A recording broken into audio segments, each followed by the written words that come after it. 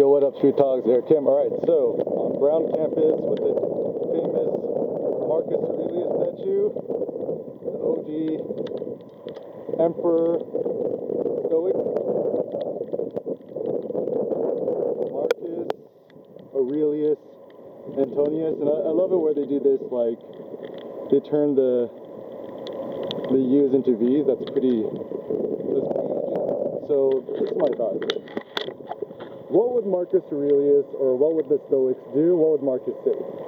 So let's assume that COVID-19 is happening at the time of our best friend Marcus Aurelius. What would Marcus Aurelius say or do? So honestly, I think in this time of hardship, like I look back at history and what they experienced in the past was much more difficult. I also recently reread Mouse, the graphic novel comic, and truth be told, what a lot of people experienced during the Holocaust and the survivors was a trillion fucking bajillion times more painful and difficult than what we're experiencing now. And so my basic thought is, no matter how hard difficult things might get, know that humans in the past have been insanely resilient, and in the midst of pain and hardship and so forth, it looks like new life continues and grows. Even now, like in the middle of COVID, I'm like going to nature a lot and looking at a lot of these trees and stuff like that, and it's kind of amazing. These little guys, life kind of goes on. People don't, at least nature doesn't care so much about our human sufferings and stuff like that. And so it does seem that, at least for us, to be able to surround ourselves with the thoughts of the great heroes that have come in the past, what they've been able to overcome, what they've been able to brave, is quite inspirational and motivational to us, because writing history. My thought is, the point of writing history is to think about the brave deeds of those who have come before us and know that we're stronger and more resilient than we think we are. So even in the Odyssey, there's a saying where Odysseus was like, I think he's about to get eaten by the Cyclops or something. He's like, dear heart, brave yourself, you've endured more difficult times than this, or something like that. Or later in the Odyssey, he thinks about the difficult times he's had in his life, where he remembers when half his crew was eaten by the Cyclops. And so just kind of realizing, no matter how difficult life gets, there's probably been much more difficult things you've personally endured in the past, or things that, your parents or grandparents have endured. And I don't think that necessarily should, how do I say this? It shouldn't really negate your own pain and suffering, because obviously your pain is suffering.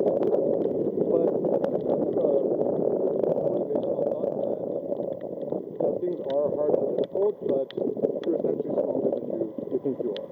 And you got history to back you up on this side. So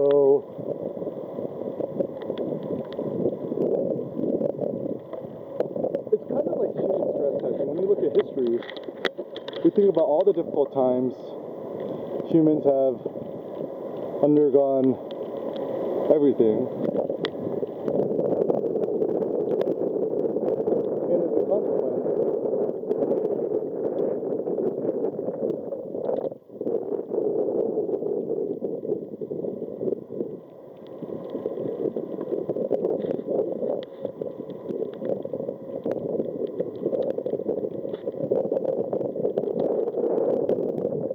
And as a consequence, we refuse to let difficulty, challenge, and pain kind of tear us down. And this is my thought about reality is, honestly, reality doesn't care for your own personal happiness and your own well-being. And so it's essentially like, imagine like life is Legos.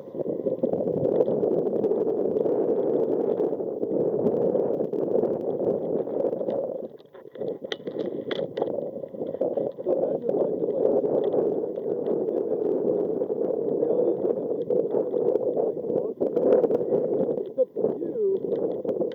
how to transfigure those Lego blocks to your own best possible thing. And this is the reason why I think a lot of people are freaking out, especially with COVID now, in terms of just like existential dread via the whole planning fallacy, where a lot of people are planners.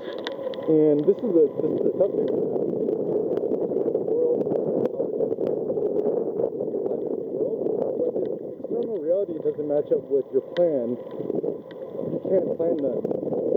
Whereas in the past, that might have been possible, but I think actually moving forward, because we're becoming much more globalized, interconnected, especially with social media, the internet, and media, and stuff like that,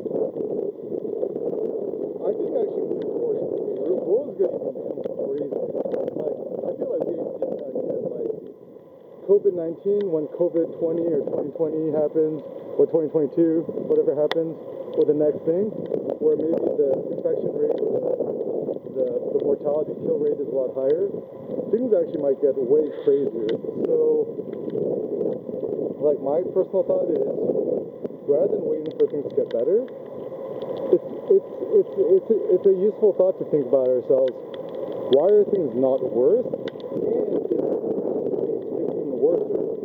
So even now, like, I'm happy I'm able to walk around and stuff like that, and still buy meat and work out and use the internet, but what if the internet shut down? What if I can't produce food no more? Or let's say they literally shut down the whole city or the country or whatever, because I'd never leave anymore. So it does seem that the Stoic mentality, anticipating the worst and expecting worser, is kind of an effective model. Like, to some people, it seems very quite macabre or pessimistic or nihilistic, whatever.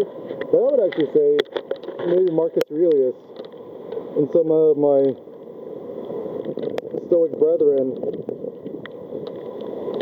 would probably agree with me that it's probably a good strategy to always anticipate the worst, and then you could kind of prepare for it. So, and also just realizing that, you know, this is what I think about that, like, even Achilles is told by the gods that he only has a short life to live, is going to die. And, you know, essentially, more or less everyone in that story dies or is killed or has cruel death awaiting for her or him. And so, as a consequence, knowing that you have a short, uncertain life is probably a good way to think about life. And this way, every day you live with maximal courage and bravery, and you do within the limits of what you can do. So I think this is like a Teddy Roosevelt quote, like, what you have from where you are, given your circumstances. That's what we can do right now. We don't have the power to change external reality, but we do have the power to change our internal reality. We do have the power to exhibit courage, bravery, strength. We do have the ability to experiment with our lifestyle, our approach, our mentality, and stuff like that. And friends, let's remember, no matter what, you're stronger than you.